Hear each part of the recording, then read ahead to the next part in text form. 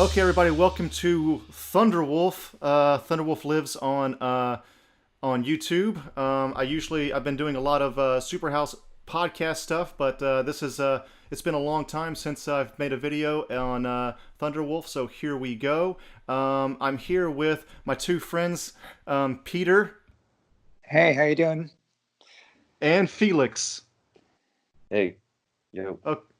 Okay, so today we're going to be comparing Scandinavia and Japan culturally. What are some of the similarities? Mainly similarities, not so much some differences as well. And I thought about doing this video because I don't know. I just discovered a little bit more and more about Scandinavian culture. I have been to Iceland before as well, and I lived in Japan for 3 years myself. That's where I met Felix.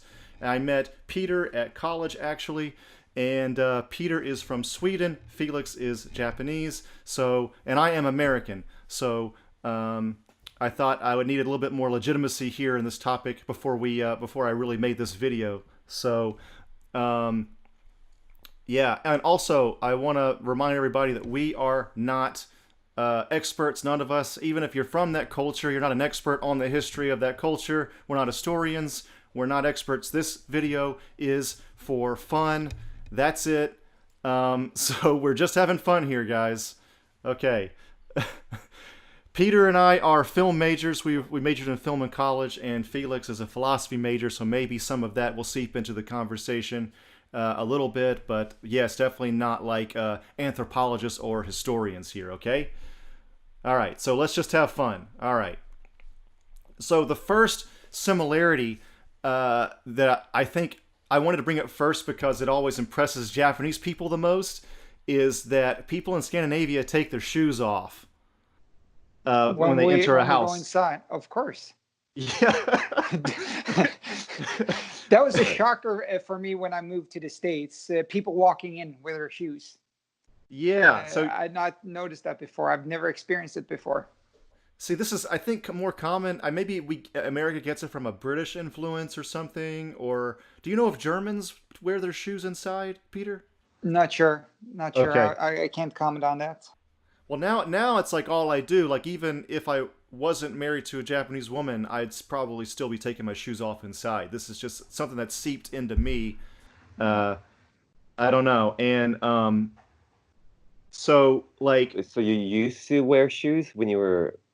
Oh yeah, I'm from Alabama and Georgia, so yeah, you know what though? I remember there were some families. I'd go over to a friend's house, and they, even in Alabama and Georgia, their families, they would take off their shoes, but by and large, like around 90%, I'd say everybody just kept their shoes on inside.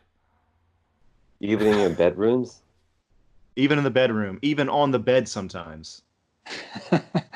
How can you relax with a... Exactly. Yeah. Dude, okay, so when I was a kid, I remember I would keep my shoes on all the time until I was in bed. And my brothers, they would take their shoes off immediately, and it wasn't like a culture thing. It was just like they wanted to feel freedom. But yeah.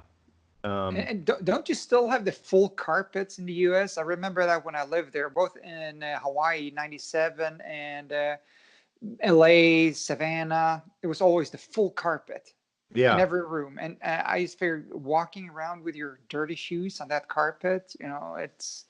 I think people just believe in the power of vacuums. True, but... I don't know. People, I don't know. You just vacuum it every day. I mean, it's a lot. It gives you more work to do.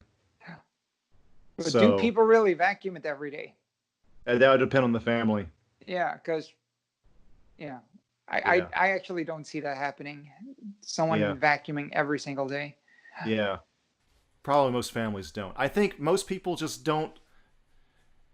I would say most Americans probably don't think that dirt's really going to get everywhere, but it really does. And it's usually small dirt on your shoes that unless it's like a big skid mark or something. I think I'm playing devil's advocate here. You just won't see it most of the time, but it will build up. So, you guys lay on the floor ever? Yeah. Yeah, exactly. Americans are dirty, man. I think we're a little bit dirtier. Even in New York, people wear shoes. I'm not from New York, but I would say that by and large, I think most families, even to this day, wear shoes inside in America. What other countries wear shoes inside? I think probably England, because I think that's where we probably get it from.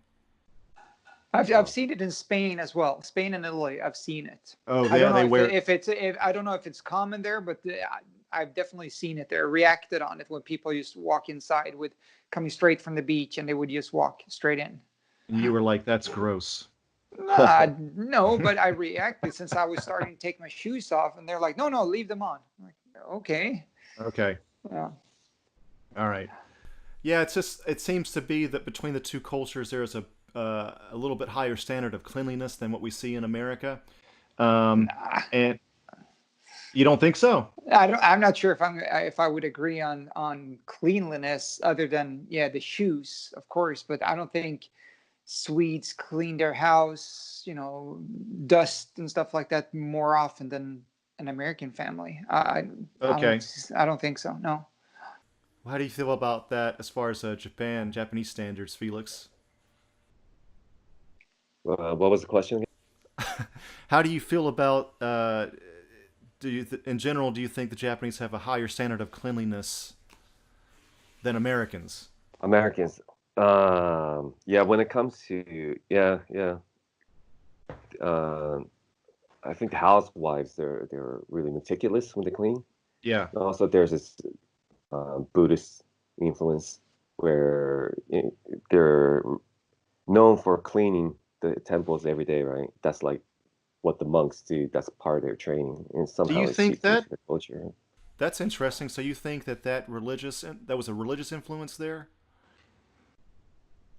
Yeah, I think so. It's so yeah. It's if you look at like the wabi sabi thing, right? Yeah. It comes from Buddhism, probably Zen in particular. Uh, those kind of things probably seeped in. I actually looked that up. Yeah, it was. I couldn't find who created this term wabi sabi, but this this term wabi sabi is from. It was popularized by a Japanese monk named Senno Rikyu, and yeah, uh, Wikipedia was sure to point out that it wasn't made by him, but popularized by him. I think it came from For China. Probably, I mean, Buddhism definitely came from, well, originally India, but Zen came from, I guess, China, but then it became really big in Japan. Yeah. That was a thread of Buddhism that became most popular. Anyway, if you guys want to, just to explain to the audience, wabi sabi is two Japanese words put together. Wabi is defined by rustic simplicity or an understated elegance with a focus on a less is more mentality.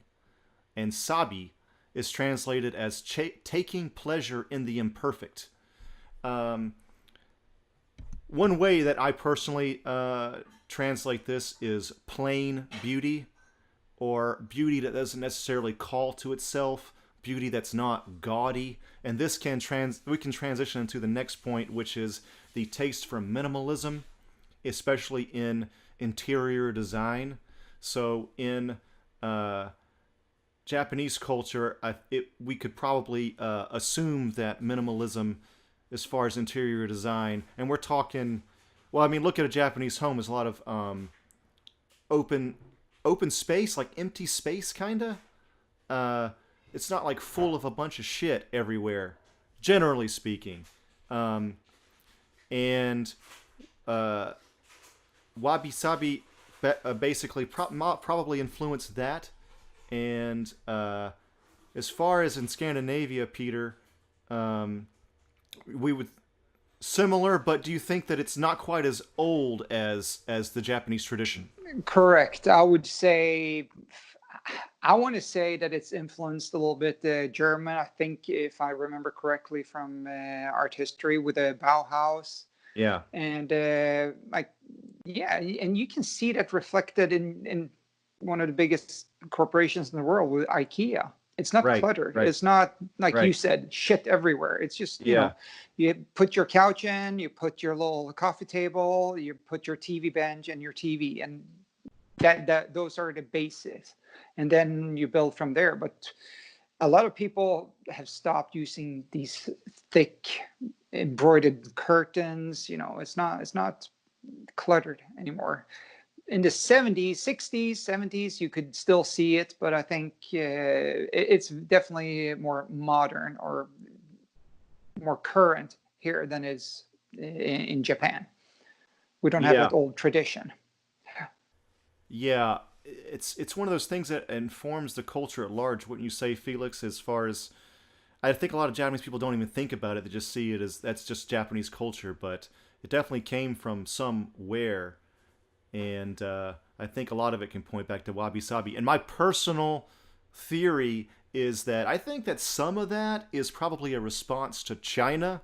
They want to be different from China because China is obviously super bold and a little bit gaudy. And I think, I don't know, who's to say what Japanese people were thinking 1,000 years ago? But I feel like maybe they saw that and they were like, I don't know if that's for us. You know what I'm saying? I think Senodiki was explicit about that because China had this well, they were into like symmetry and perfection. Like Right. if you take teacups or whatever, right? And then Senodiki was valuing the imperfect forms and like the mistakes you would find in the teacups, and that would be beautiful to him. Right. The plain beauty. So that would mean basically that the Japanese tradition is from more like your minimalism is more of a philosophical point of view. It came from that, while in the Scandinavian it's more of a trend, a style that developed. Or Hmm. yeah, no, Could, I could think be. that sounds right to me. yeah. Yeah. Yeah. So it's a deeper meaning in Japan than it is in Scandinavia, definitely. Possibly. Yeah. Yeah, because it has that Zen Buddhism root. Yeah. Yeah. The irony is modern Japan is so cluttered, right? At least Yeah. outside. Yeah. And some of the backgrounds for the game shows are ridiculously cluttered. It's like a response to their own wabi sabi or something. I don't know what it is. Okay, so the next point is this is a big one. They both have old religions that worship nature essentially, and of course, every religion, a lot of religions, worship nature before the Abrahamic religions like Christianity and so on. But let's just draw that comparison right here. Of course, you have Scandinavia has. I mean, there's no name for this, right? It's just Old Norse pagan. Like, there's not really a name. Yeah. Norse pagan, and then it became the Norse gods, Odin, Thor. Still, they were personified, with the god of thunder and god for this and god for that. But yeah, it that comes from like worshiping nature and sacrificing to Mother Nature as well. Right. Yeah. And then on the Japan side, you have Shinto. I've been advised to not say Shintoism, it's Shinto. And that's the Japanese religion that's native to Japan. This is nature worship. I think, to me, as an outsider, I lived in Japan for 3 years. Felix, still there. I think that it influences almost everything in Japan on a very subtle level. Maybe even more than Buddhism in some way, because this is the only religion that is native to Japan. Buddhism is from India, like we said earlier, then went to China, then Korea, and then finally Japan. But Shinto is what from what I've read, they didn't even have a name for Shinto by the time Buddhism came around, because it was just our beliefs. When Buddhism came in, they're like, oh, we got to name our own shit now because we got to differentiate. But Buddhism yeah, is so much more systematic and philosophically explicit, and yes, Shinto is more kind of I don't know if spontaneous is the word, but yeah, it feels more natural in a way. It's kind of, I guess, kind of like the old Norse religion. There was no name for it, as you said. There's no systematic philosophy, right? At least there wasn't. So. Yeah, there's not much philosophy as well in, I think, I mean, correct me if I'm wrong, but in the Old Norse religions, right? It's just you have the stories and the mythology. Yeah. And also, you and I, well, with Felix as well, had a little talk about like a pagan temple in Uppsala.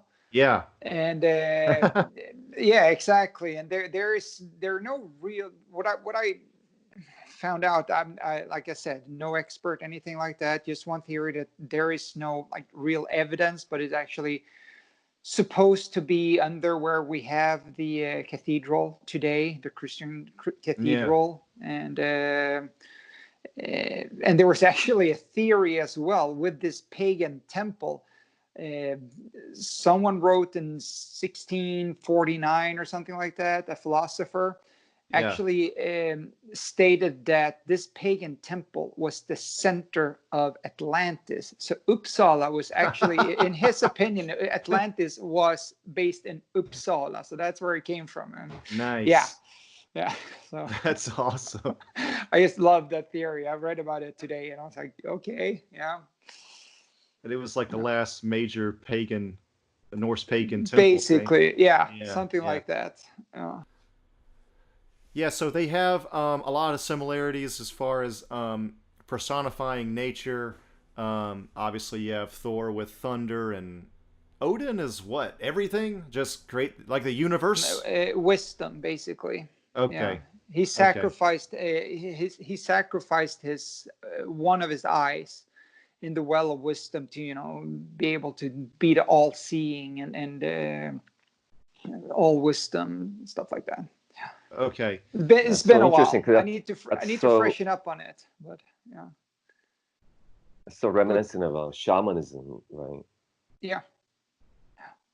There's probably a lot of that going on. I mean, Shinto has a lot of shaman aspects to it, right, Felix? Yeah, and there's said to be some like living shamans still practicing, but those are really rare. Yeah, and apparently there's a little bit more what do you call it, like acceptance of women in Shinto too. I think you don't see a whole lot of women Buddhist monks even today, and I don't know why that is. I'm not going to really comment on that. I'm not very educated on that particular aspect, but I from what I read, some of the top priest is often a priestess, the Guji. I don't know, and I think, and I've read before. Again, not an expert, but that before like the Abrahamic religions came to Europe, in like the Old Norse and even Celtic and Druid and all that, there was a little bit more. Not that they were super woke, but a little bit more acceptance of women, a little bit less. I don't know. Like the playing field was a little more equal, and people talk about Vikings. Viking women often had a lot more rights in ancient times. Yeah, right? Absolutely. They inherited their husband. They could own property, trade, have their own business, and be really the head of the household. Kept the economy, like the finances for the family, everything, and had a lot to say. Definitely, yeah. I read that So was true in Iceland, and I think it was to a lesser extent in like Sweden and Norway. well, I don't know if it was more common in Iceland, but there are rune stones. I actually worked on a documentary this past summer in Stockholm, where we visited a very old, very large rune stone, very important one, who tells the story of this landowner, very powerful woman who very wealthy and had inherited her husband and then kept her family together with her wealth and ran the whole community there. Well, so yeah, I don't know if that was just one out of 100, but definitely it was common here as well. Absolutely, within the Viking culture. Especially, and you see they found remains of women warriors too on the boats or something.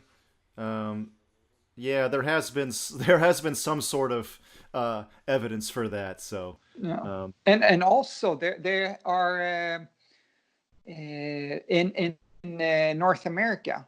There's also they found in all these digs they found like proof of the women coming over and actually establishing their oh families there. shit. It was not just a husband. It was like if a woman could bring her children over and start over in North America. So yeah. Yeah, it can be said that maybe some of that was regressed after the acceptance of Christianity, because the Bible is obviously pretty male centric. So yeah, it's interesting to see what happened. I mean, what happened there. Um, this is the next point I have is something that I heard when I was in Iceland in 2016, I think, and I'm in a bar in Reykjavik, and this other American dude. We talked about Norway. Don't know how we got on that. Well, it's obvious. I mean, we were in Iceland, so I guess that is going to happen naturally. But this American dude said, "Oh yeah, Norway, Scandinavia, they're all rule followers." And I was like, "Shit, is that true?" But it seems to be people do say that, and I think that's a similarity with Japan, and maybe that's similar at large, like as far as like, I don't know, like how do you feel about that, Peter? Like people don't really like break a lot of society's rules all that much No, we have in Sweden comparatively. we have something called jantelagen here in Okay. Sweden. It's Okay. a word like an old thing. It just states that you're not better than the next person. Right. So you remember that the old video game Lemmings? Yeah. Yeah. That's Sweden. You know, if someone says that this is the way we march, most people march that direction. You know, that's just how it is. And it's you're actually looked down upon if you're wealthy. In some areas here, you're actually looked down upon if you're very wealthy, unless you've won the lottery, because everyone wants to win the lottery. But if you've worked and made a lot of money, people might just, oh, so you're one of those. Right. Right. Yeah. Okay. I Where does that come from? You think you think Yeah. that's pre-Christianity? I don't know. It's very typical for Sweden. It's not the same in Denmark and Norway.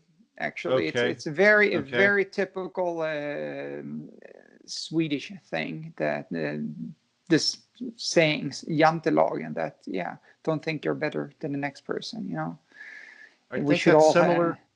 It's a little socialism, in my opinion. You know, almost to the stretch of communism. So it's not something I speak towards, but But that's cultural though, and political. I mean, the culture is going to influence the politics, I guess. But exactly, yeah. exactly. Yeah. So, how do you feel about that as far as relating to Japanese culture, Felix?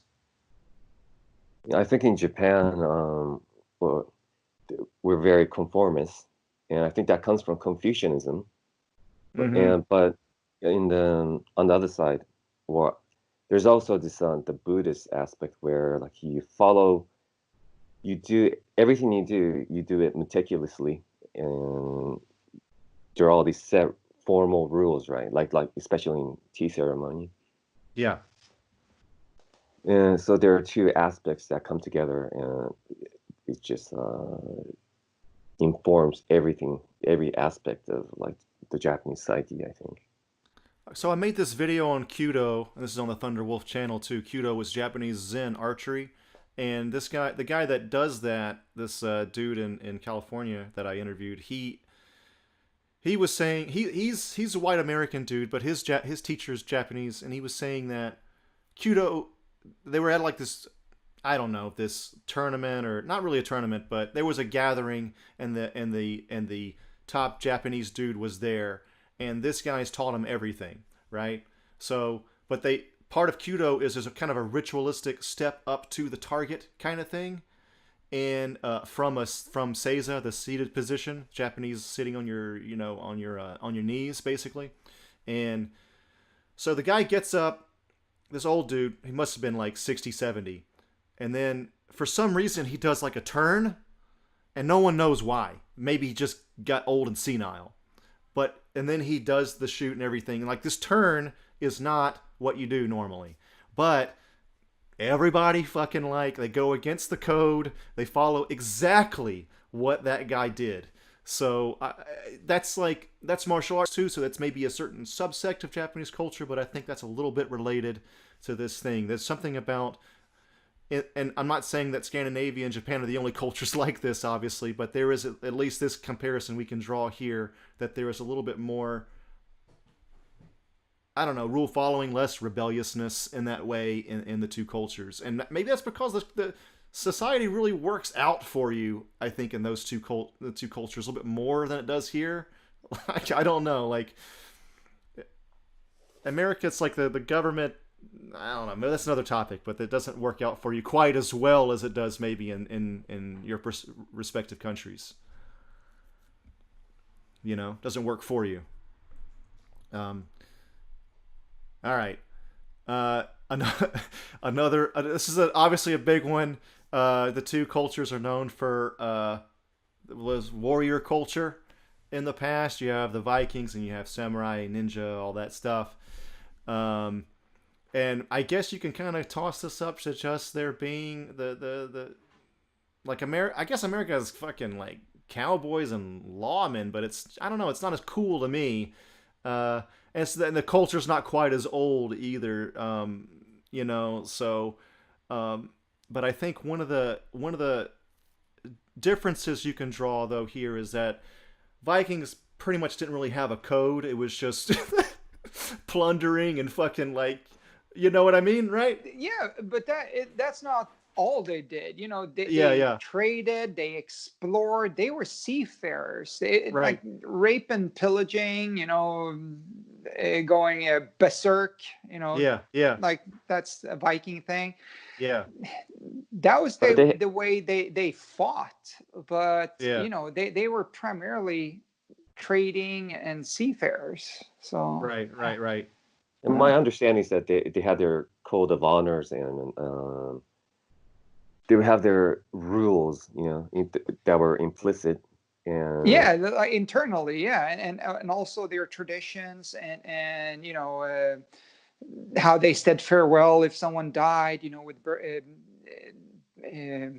lighting fire on the Viking ship if the king died and stuff like that. So yeah, they had a good code of honor, even though they might seem, you know, like ruthless warriors. But yeah, the places where they hit, you know, they were ruthless, but at the same time they could go to the next village or city and trade. And you find, you know, Roman swords up here in Sweden that, you know, they were traded. And so Yeah, the Viking sword, a lot of it came from Paris as well, I heard. all over the place. Yeah. But obviously you have Bushido, and who knows how much each samurai actually followed that shit, but it is part of the culture. You know what I mean? Not to say that every samurai in history was honorable or anything like that, but at least that culture was there. Book of Five Rings too, Sun Tzu and all that too. I guess that doesn't necessarily, Sun Tzu doesn't deal with honor so much though, just strategy, I guess. But and that's Chinese, but it would have influenced the Japanese side to a certain degree. But Felix, you have anything to say as far as anything else comparing samurai to Vikings? Yeah, so I read a number of Icelandic sagas. I remember reading this particular one. I forget what it was called, but it was depicted two warriors in a dual fight, and then one of them he turned his back on his opponent to tie his sandals or whatever. But this indicated he didn't really need to do that. It was just to show give his opponent a chance to break the warrior's code, but his opponent didn't strike him down because that was part of the culture. It was implied that there was this honor. I guess it was basically a shame culture in their. That was their bushido, if you will. Right. So they had their own. I guess it was in Japan. The bushido is more philosophically explicit, Right. laid down. But in places like Iceland, it was there was this code that there was this implicit understanding. Yeah, warrior. I guess a lot of warrior codes can be similar throughout the world, huh? So the next topic is Scandinavia in general is pretty safe and clean. Well, let's talk about safety, I guess, mainly. We talked about cleanliness. And Japan is often ranked pretty high as well. I looked this up. Sweden, let me know if I'm wrong, Peter, but Sweden seems to have a growing crime rate. Not to say it's as bad as America by any means, but just to put that out there. But the Global Peace Index, according to the Global Peace Index, Iceland is generally the safest country, and then Denmark is 5th. Finland is 14th in the world. Norway and Sweden are 19th and 20th. But to put this in perspective, the U.S. is 128th. So we can say that Japan and Scandinavia are similar in this regard, especially compared to America. What was Japan's ranking again? Japan is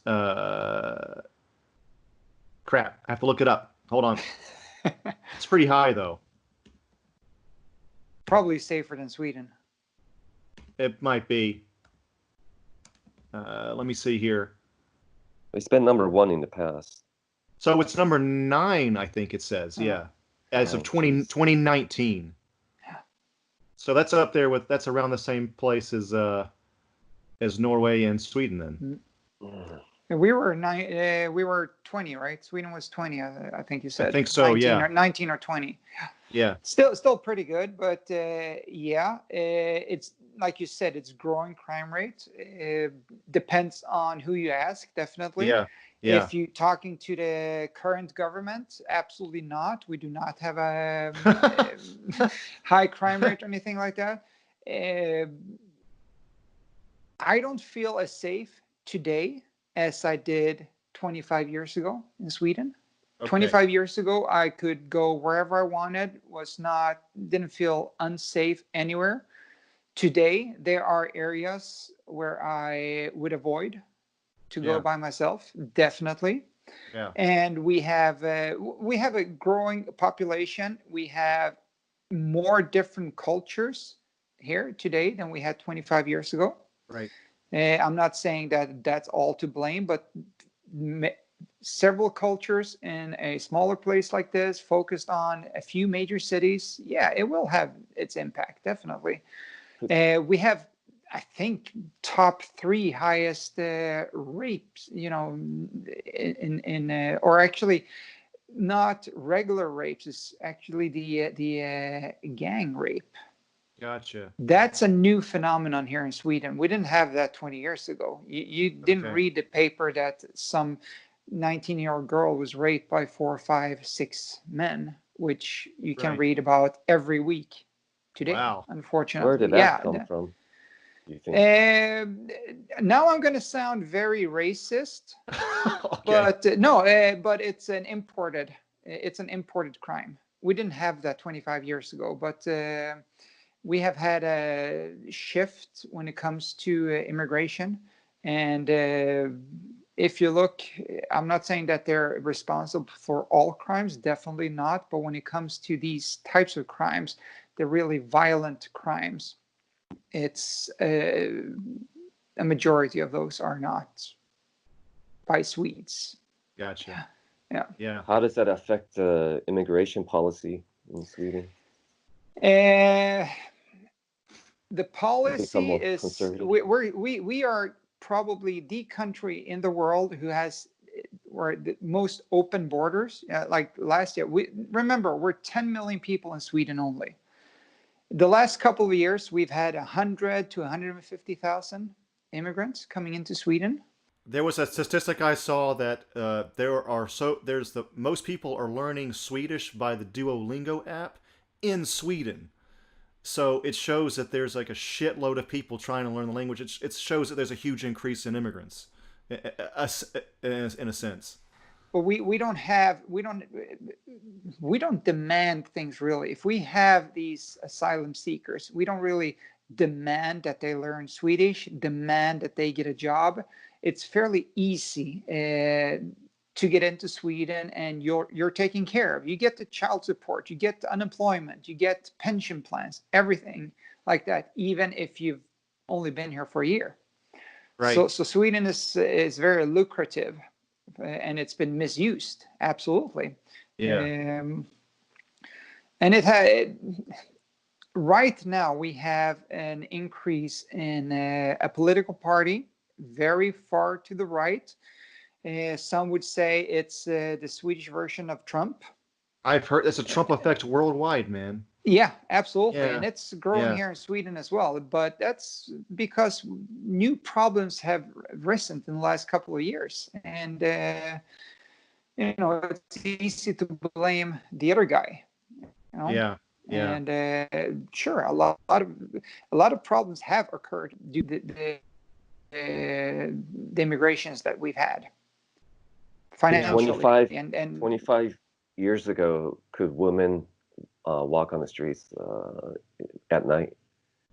Yeah, absolutely. Yeah. All my friends, when we went out partying, everyone would walk home whenever we wanted. Today, like my daughter, she's 20 years old. I don't want her to walk alone at night. Yeah, Absolutely not. Yeah. I'm scared for her. That's sad, man. 25 years ago, we all did it. We all walked home by ourselves. No one was scared. Well, in the States, you have the car culture, right? So. Yeah, and you have Lyft, and like especially in Los Angeles, where I live now, Lyft changed everything. Like you can actually go out and drink now. Like if you know what I mean? Like it's without a DD, without a designated driver. So, yeah, that's maybe just a tangent to that topic, but it's still probably not all that safe, even with Lyft and Uber for women. So yeah. Kind of off topic, but yeah, which is bigger, Lyft or Uber in LA? I'd still say probably Uber by a small margin, but I think Lyft is gaining popularity because why does every bad story about shared driving or whatever you call it, it's always with Uber? Lyft is never in the news. Like bad Uber drivers are in the news kind of often. So I think that's kind of influenced. Also, the CEO of Uber was really public about supporting Trump. Maybe even did some campaign contributions. I don't know. Yes. Yeah. So especially in LA, that probably didn't go over so well. So California at large. So, I don't know if we have Uber in Sweden anymore. Oh, really? Honest. Yeah. We had it in Stockholm, but we have regulated taxi companies. So you weren't allowed to offer someone a ride for money. That's illegal in Sweden. So I'm not sure it's still around. A few taxi drivers went on and drove for Uber as well, but I couldn't do it, for example, since I'm not. Since it's regulated. It really helped out here because with no trains or anything, it was just kind of hard to. I don't know. It helped. You have the subway. Nobody uses it in Japan. It's crazy. Well, we don't need it here because the trains and everything, right? Yeah. Yeah, the train's really good. Yeah. Have you been on the LA subway? Yeah. It's depending on the line, it's okay. I mean, some of the train cars are from Japan too. You see Nippon written on some parts of the train, especially the Gold Line. So the gold line I'd say is good, and then also the all the newer ones, Expo line. The thing is, to me, my perspective, the red line, the one that goes through Hollywood, and the purple line, the one that's Hollywood as well, and into Koreatown. Those are also underground, which affects it. Does not that safe. I wouldn't ride those at night. I even being I'm 6'0", 180 centimeters, dude. I still I don't think it'd be safe for me for those trains at night. So yeah. But Gold Line, yeah, not so bad. Anyway, moving forward, this is a little bit related to the last point, I guess. Both cultures are really known for being shy. It seems like I hear this a lot. I knew this about Japan since I was a kid, I think, but I didn't know this about Scandinavia. And even so far as culturally, when you get on a bus or a train in Scandinavia, Peter, is it true that there's something known as the Swedish silence? Oh yeah, you don't talk to your neighbor. You don't say hi to your neighbor even. No, and if you're at the bus stop, you're standing. We practiced social distancing way before this COVID-19 thing hit. Yeah, that's good. If you're at the bus stop, you're standing, a meter and a half, 2 meters apart, waiting for the bus. And you get on that bus or the subway or whatever it is. It's better now, definitely, because most people have been abroad, and for me, I've lived abroad for, 15 years of my life. So I always say hi to my next door neighbor when I'm sitting down at the train. If I'm going to be there for 3 hours, of course I'm going to say hi. We might sit and chat, but no, in general, you do not talk to the neighbor sitting next to you. That is pretty similar in Japan, I think. Well, the Japanese are, part of the shyness comes from being polite, right, and being considerate. So I wonder if there's a parallel there with in Scandinavia. I would say it used to be when I was younger. People would stand up. If I was sitting down, I still do it actually, but everyone, if you were sitting down in a crowded bus and an older lady or a gentleman walked on, you would get up and offer the seat to that person. Yeah. That doesn't happen today. Not at all. Yeah. People in Japan, like you wouldn't talk to strangers out of consideration. You don't want to bother them. That's the kind of attitude. Yes, that's the vibe I got too. Plus, I feel like they're so more modest. Shyness in Sweden. I feel like in Japan, correct me if I'm wrong, Felix, but they're too modest about what they don't feel like they would have anything interesting to say to a strangers. I don't know. It's just like, and then you have the whole thing like Americans will often say like, "Nice shirt, dude," like to somebody they do not know at all, and Japanese people always thought that was really funny. Swedes feel that way as well. I did the same thing. If I walk by someone like, "Oh, I really love your shoes," they're like, "What? Are you talking to me?" Yeah. That part's pretty different from America, I think. Yeah. I don't know where we got that from. Cause I'm pretty sure probably England doesn't even do that. No. And also the Swedish silence. Go ahead, Felix.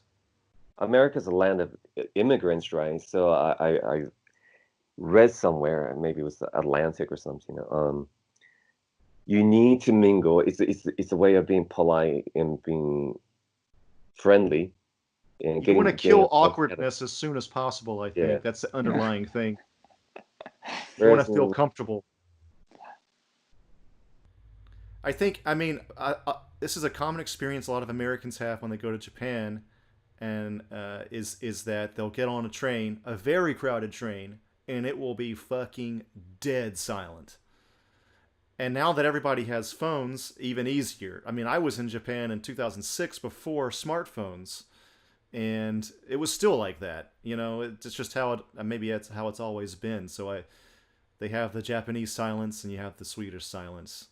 Is that the same throughout all Scandinavia, pretty much? Like even Finland, would you say? Like it's pretty quiet? I would say Finland, yes. Denmark and Norway, I don't have that much experience from Norway. I've only been there like a month and a half total. Yeah. So I can't really comment on it. But Denmark, it's fairly similar, maybe a little bit more open. Yeah. Okay. Mm. It was very quiet in Germany when I was there, like Yeah. in the trains and in the bus. Yeah. That's just No, German culture. it's very different. Like if I go down to Spain, my parents, they live in Spain these days, and I live there myself. And going there, if you go out, people start talking to you, everywhere. There's always someone chatting you up. Would you say so? Japan is really known. This is a related topic, but would you say that Scandinavia is as insular as far as like Japan's really known for kind of not really knowing how to accept foreigners. Like I speak Japanese conversationally, married to a Japanese woman, and I think I'm more or less accepted by her family, but I feel like I don't know, like you can have a friend for a long time and you're never quite it's hard to explain, I guess. Like in America, we're born with so many races and it's a melting pot and like so many cultures and stuff, but Japan doesn't really have that even to this day. And we also have this idea of like immigrants learn English and we hear accents all the time, and we're used to people just speaking our languages automatically. But Japanese, they don't really have that. They're not really used to this whole idea of a foreigner learning their language, especially. It's not really a thing to them. It sounds kind of bad to say almost, but it feels like they can't even process it sometimes. It's just not. They can't even imagine it. You know what I mean? Am I off, Felix, or what? No, I think it's spot on. I think foreigners are so exotic to Japanese. So yeah. So, often we say it's an island thing because we're an island nation. Yeah. We're so isolated.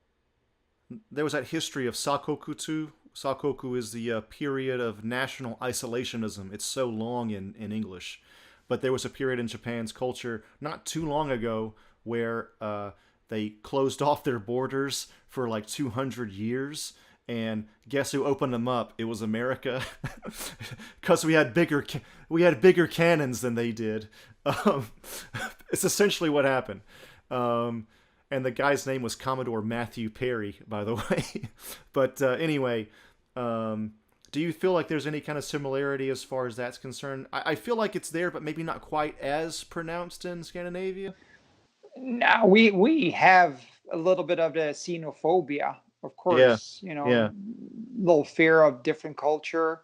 On the rise right now is a little bit like America, the fear of Islam, Yeah. the Muslims. But it's not the people. Like I have several friends who practice Islam, but I think it's a lot to do with not knowing exactly what it is, not understanding the language, and it's different. It's very different. So it's xenophobia. I don't think it's racism in general that we have in Sweden. It's xenophobia.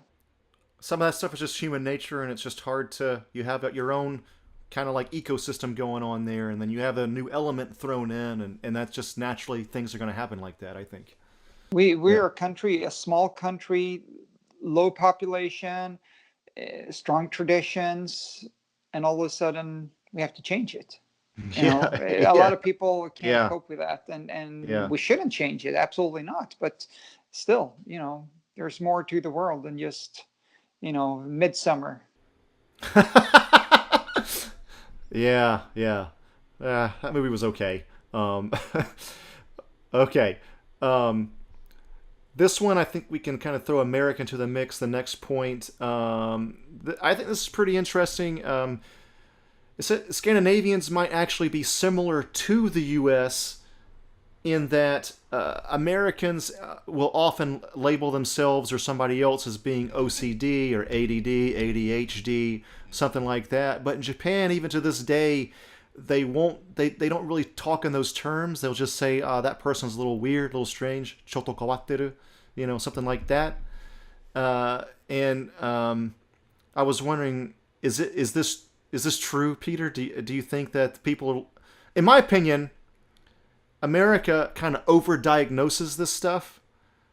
I feel like everybody is ADD now. Everybody's OCD. Maybe we all are because of cell phones. Same in Sweden. Same Okay. in Sweden. Yeah, but it's a new phenomenon here. We're talking Okay. the last 10 years or something. It's Okay. everyone. Like I remember when I went to school, grade school, middle school, no one was diagnosed with that. Today, you look in a class, you can have, 6 or 8 kids that, oh yeah, they're diagnosed ADHD or whatever it is. I'm like, okay, Right. it's, and I How do you treat them with psychiatric drugs?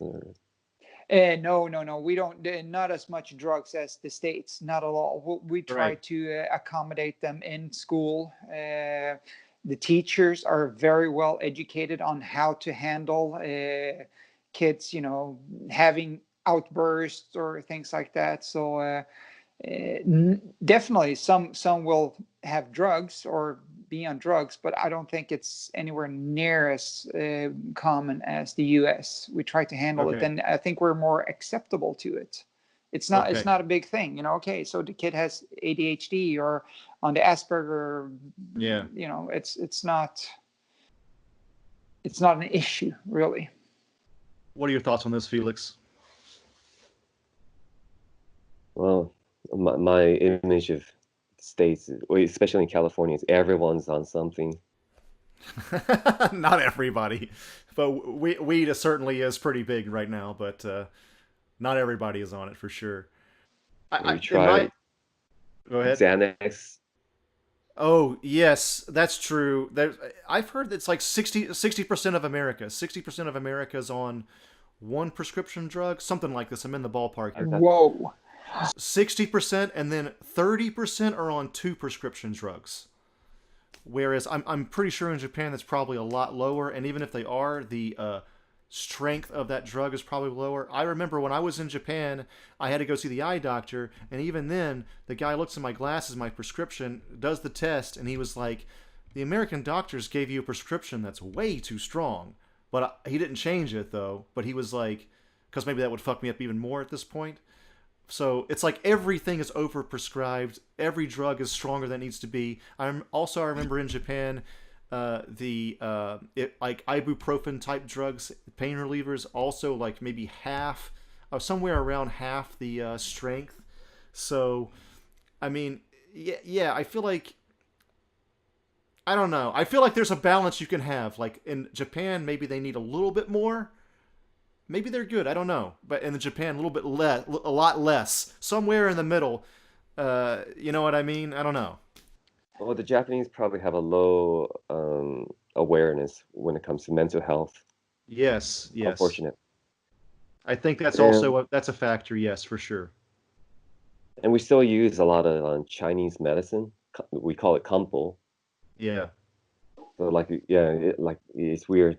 Rather than taking an aspirin or something, people take some herbal mixture.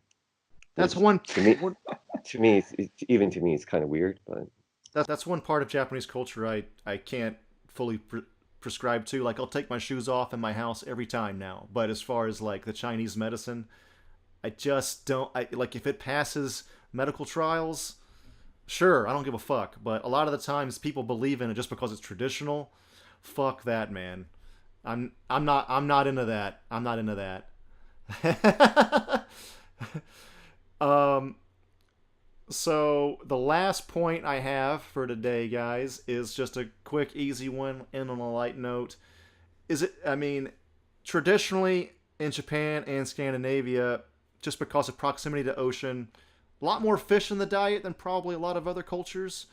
So, would you say I mean, I think it's pretty common knowledge in Japan, but like how much fish is in the diet traditionally? Like, is it way more than, let's say, England or America? Or is it just a little more? Or, It varies. okay. 10 years ago, I would eat like red meat Yeah. 4-5 times a week. Okay. So it's pretty, Today, pretty common. yeah, very common. Today, barbecue in the summer, but other than that, I don't remember when I bought a steak last. It's been like this whole week. It's been shrimp, salmon, some tofu even. Okay. So yeah, no, I think, yeah, we eat a lot of, we eat more fish here than back when I lived in Savannah or Yeah. LA. I can't speak for, in general for Americans, but I eat more fish here in Sweden than I did when I lived in the States. Would you say that's all, not just you, but I probably pretty common in Sweden even Yeah, now? I think it's Yeah. pretty common. Absolutely. Yeah. Okay. All right. Um, Felix, do you think that fish is still the main meat people eat in Japan? Because when I lived there, maybe that was just me, but I mean, we had a little bit more, especially sushi, of course, but it wasn't like every meal. You know what I mean? It was like, a little bit more than America. Yeah, I think Japanese are starting to eat more meat these days. Not Maybe traditionally though, right? They did not eat that much yeah, traditionally. like when I was a kid, it was fish was like the main thing. That's Right. changed definitely. So it's kind of sad to see that change because Because fish is they think America is cool and everything the America and Europe does is uh cool, but it's actually might be to their detriment. You know what I mean? yeah, yeah. So, Well, I love me too, but Yeah. So do I. I love yeah, it. yeah, Keep the that's for sure. the steak, co Yeah, the yeah. cost of beef has come down probably in Japan too. So Yeah.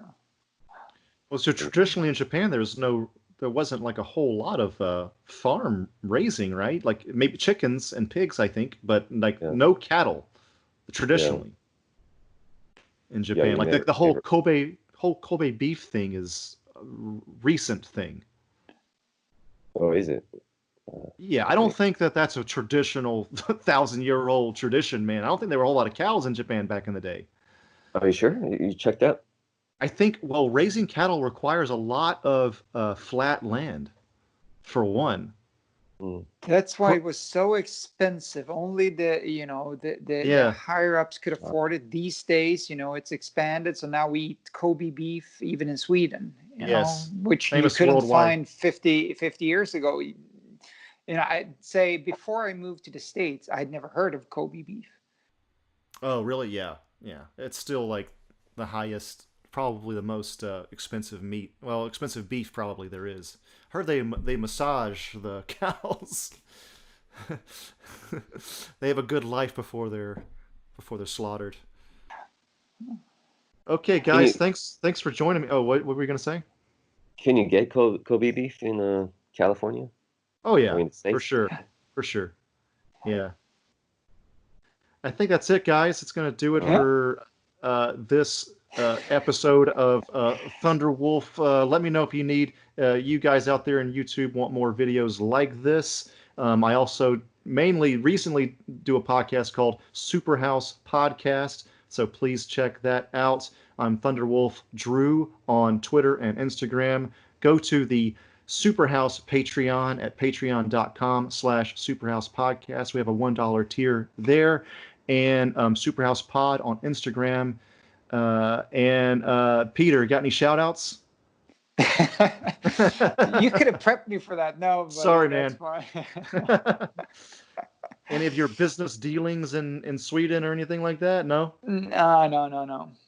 This Okay. is this is fun. This is just for fun. This is no Okay. shout outs for business. This is fun. Okay. And Yeah. Felix. we miss you here, Andrew. You should come back here. Yeah, I miss it. I'll Yeah. definitely. Yeah, you were supposed to be here next month.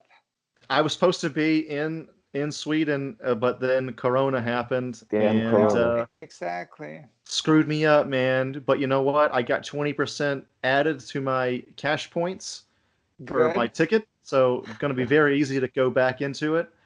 And Sounds Airbnb good.